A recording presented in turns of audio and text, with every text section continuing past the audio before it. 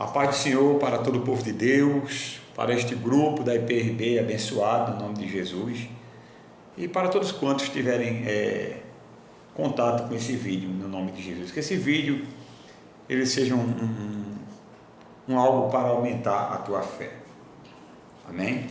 Estava eu aqui meditando no livro de Ezequiel, no capítulo de número 8, e eu quero ler uma passagem, irmãos, que é a partir do versículo 7, amém? Que diz assim: e levou-me à porta do átrio,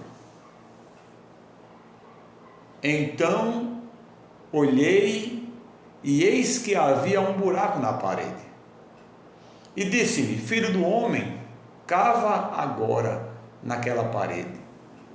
E cavei na parede, e eis que havia uma porta. Então me disse: entra e vê as malignas abominações que eles fazem aqui. E entrei e olhei, e eis que toda a forma de répteis e de animais abomináveis e de todos os ídolos da casa de Israel estavam pintados na parede em todo o redor. E 70 homens dos anciões da casa de Israel, com Jazanias, filho de Safã, que se achava no meio deles, estavam em pé diante das pinturas, e cada um tinha na mão o seu incensário, e subia uma espessa nuvem de incenso.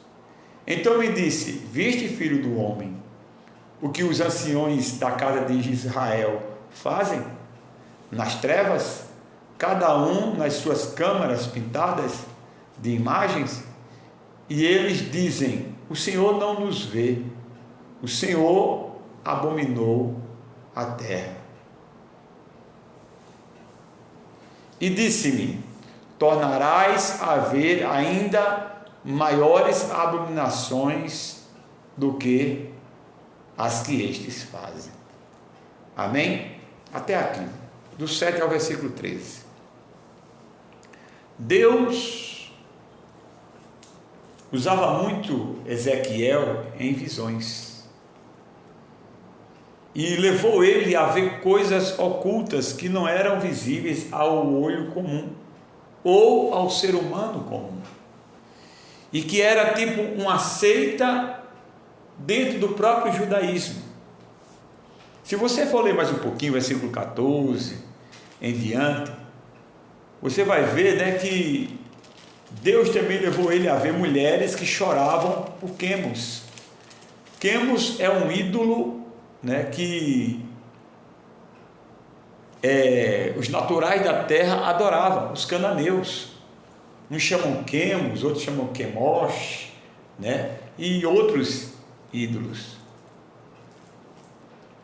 E se você ler mais um pouquinho, for mais um pouco adiante, você vai ver que ele fala de uns homens que adoravam o Deus Sol, do lado de fora do templo, de costa para o templo, em direção ao nascente do sol.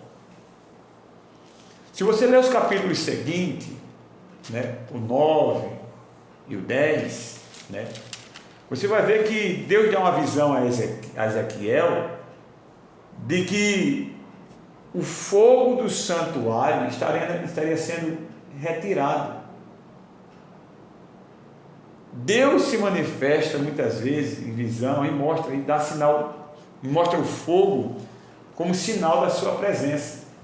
E em Ezequiel ele mostra que está sendo tirada essa presença do templo, diferentemente da visão ali, né, quando Deus aparece a Salomão na conclusão do templo, aonde Deus enche o templo com a sua Shekinah e com a sua presença. Não é assim? Então, no Novo Testamento também aparece a presença de Deus como fogo. A Bíblia diz lá em Atos, capítulo 2, né? E de repente veio do céu um vento impetuoso e veemente, né? E foram vistas línguas repartidas como que de fogo, não é assim, missionário? Está escrito. Então, em Salomão, Deus enche o templo. Em Ezequiel, Deus está esvaziando o templo da sua presença. Mas no Novo Testamento, Deus volta a manifestar a sua presença. E dessa vez não mais é um templo palpável, é um templo de pedra, de madeira, nem de cimento, mas o templo de carne e osso, que é o próprio ser humano, que a Bíblia diz que é o templo e a morada do Espírito Santo de Deus. Amém? Então, o homem visto de linho deveria tomar, né, no versículo 10, no capítulo 10 diz isso, as brasas que estavam em meio aos querubins e espalhadas sobre Jerusalém, como símbolo da purificação e da santidade e do juízo de Deus sobre a cidade.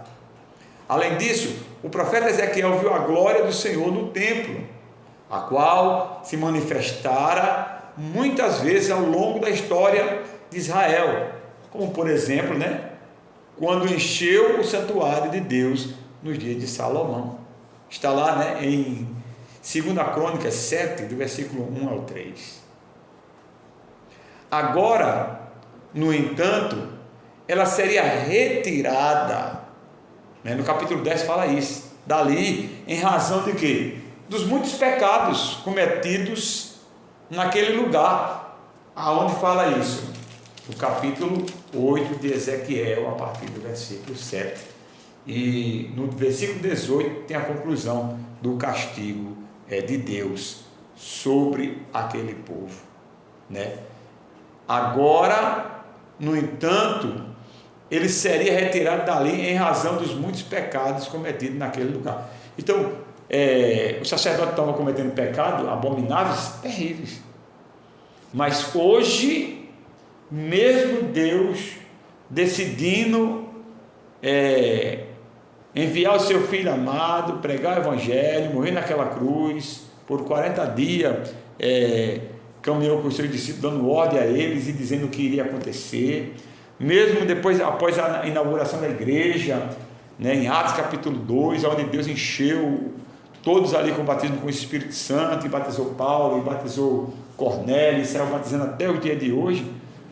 Mesmo assim, pessoas ainda continuam profanando o templo de Deus, cometendo abomináveis pecados, abominações terríveis, que atrapalham a comunhão de Deus com o crente, com o ser humano, e que impede do Espírito Santo habitar, ou de a pessoa ser cheia do Espírito Santo.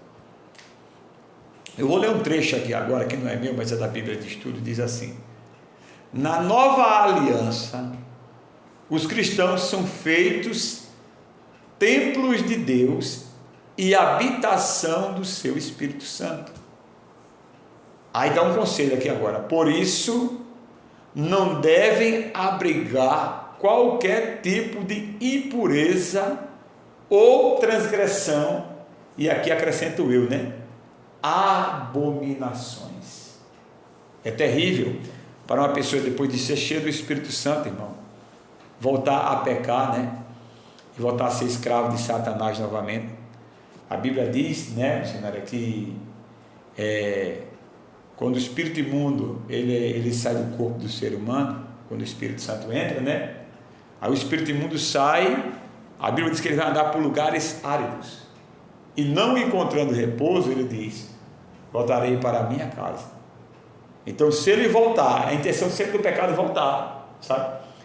E do inimigo, do demônio. E se ele voltar a encontrar a casa limpa, varrida e adornada, ele diz: eu irei e trarei 7 piores do que eu. E entrando naquela casa, a Bíblia diz que os últimos estados daquela pessoa será pior do que os primeiros.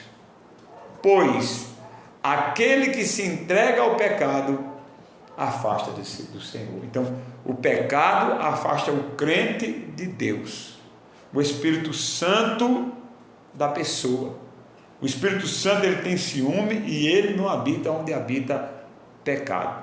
Que nós possamos tomar esse conselho da Bíblia, que nós possamos guardar essa palavra no nosso coração e que nós possamos dar lugar ao Espírito Santo, né? E fugir do pecado, se afastar do pecado, né? Porque o pecado destrói. Há um preço. A Bíblia diz que o salário do pecado é o quê? A morte. A Bíblia diz, né, em Romanos 12:2, não vos conformeis com este mundo, mas transformai-vos pela renovação do vosso entendimento.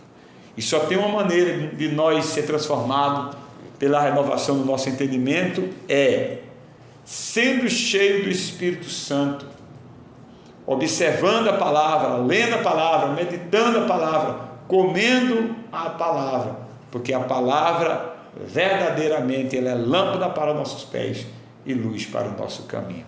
Que Deus abençoe a todos. Amém? Quero fazer uma breve oração juntamente com a missionária, por todos vocês que chegaram a ter contato com esse vídeo. Seja abençoado no nome de Jesus. Amém? Vamos orar, missionária?